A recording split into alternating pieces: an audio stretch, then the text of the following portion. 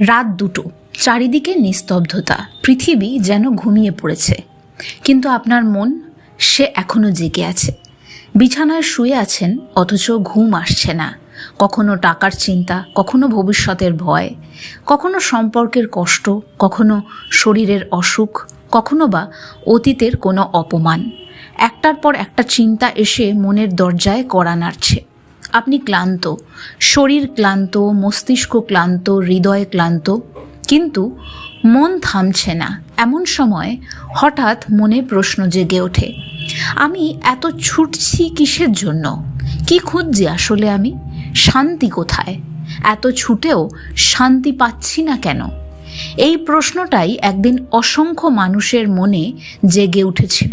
আর সেই প্রশ্নের উত্তর খুঁজতেই মানুষ বারে বারে যায় মহাপুরুষদের কাছে, সাধকদের কাছে।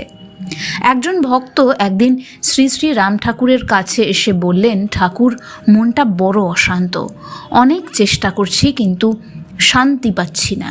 তিনি হয়তো ভেবেছিলেন ঠাকুর তাকে কোনো কঠিন যোগ পদ্ধতি শেখাবেন, কোনো গোপন তন্ত্র বলবেন, কোনো দীর্ঘ উপদেশ দেবেন।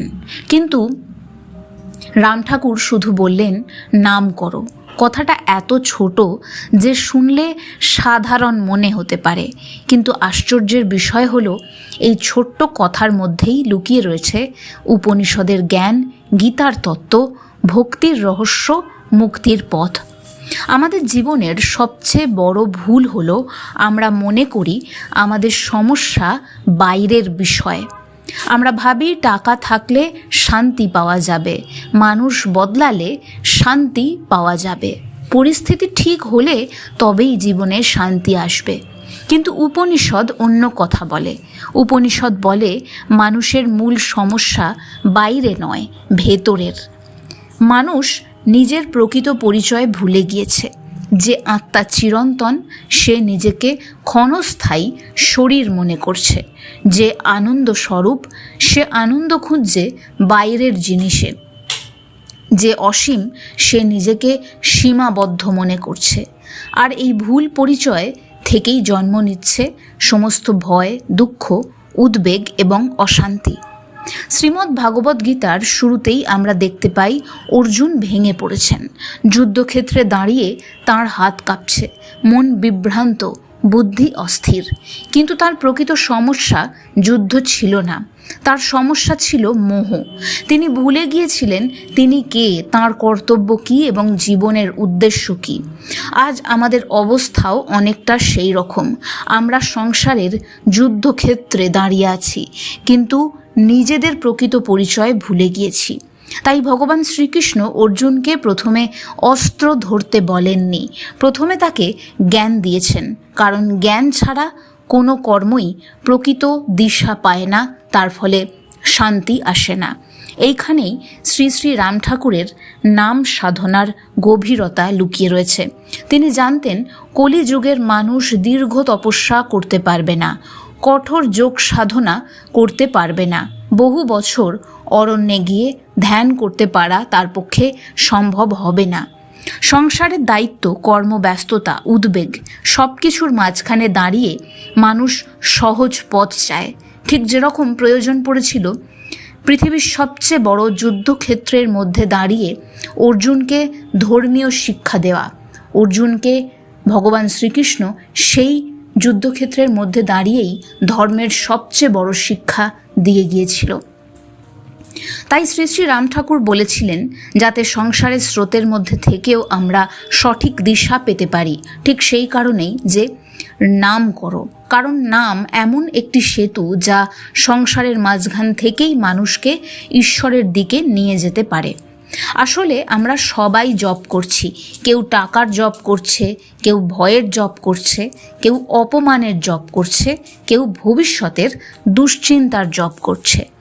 মন কখনো জব বন্ধ করে না, মন সবসময় কোনো না কোনো বিষয়কে ধরে রাখে।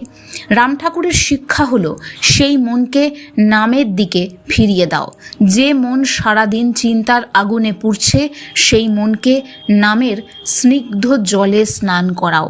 তখন ধীরে ধীরে মন শান্ত হতে শুরু করবে। ধ্যান নিয়েও আমাদের অনেক ভুল ধারণা রয়েছে। আমরা ভাবি ধ্যান মানে সব চিন্তা বন্ধ হয়ে যাওয়া, কিন্তু ধ্যানের প্রকৃত অর্থ হলো মনকে একটা সত্যের মধ্যে স্থির করা। সমুদ্রের ঢেউ কখনো থামে না, কিন্তু সমুদ্রের গভীরতা সব সময় শান্ত। তেমনি মনের উপরিভাগে চিন্তা আসবে, চিন্তা যাবে, কিন্তু নাম ও ধ্যান জপ মানুষকে ধীরে ধীরে সেই গভীর স্তরে নিয়ে যায় যেখানে শান্তি আছে। রাম ঠাকুর তাই নামকে ধ্যানের দরজা, জপের দরজা হিসেবে দেখিয়েছেন। প্রথমে জপ, তারপরে স্মরণ, তারপরে ধ্যান, তারপরে আত্মসমর্পণ। উপনিষদে বলা হয়েছে উত্তিষ্ঠিত জাগ্রত, ওঠো জাগো। কিন্তু কিসের থেকে জেগে ওঠার কথা বলা হচ্ছে? নিজের অজ্ঞানতা থেকে, নিজের ভুল পরিচয় থেকে। এই জাগরণটাই প্রকৃত সাধনা, আর নাম হলো সেই জাগরণের ঘণ্টার ধ্বনি। প্রতিবার যখন তুমি নাম করো তখন তুমি নিজেকে স্মরণ করিয়ে দাও যে তুমি শুধু শরীর নয়, শুধু সংসার নয়, শুধু দুঃখের পাত্র নয়, তুমি ভগবানের সন্তান, তুমি চিরন্তন আত্মা। ঠাকুর শ্রী রামকৃষ্ণ পরমহংসদেব বলতেন, মানুষের সমস্ত দুঃখের কারণ কামিনী কাঞ্চনের আসক্তি, কিন্তু তিনি কখনো মানুষকে সংসার ছেড়ে পালাতে বলেননি। তিনি বলেছেন, সংসারে থেকেও মনে ভগবানকে রাখো। ঠিক যেমন নৌকা জলের ওপরে থাকে, কিন্তু জল যদি নৌকার ভেতরে ঢুকে পড়ে তখন নৌকা ডুবে যায়। সংসারে থাকো, কিন্তু সংসারকে হৃদয়ের ভেতরে ঢুকতে দিও না। এই কাজটাই নামের মাধ্যমে সহজ হয়ে যায়।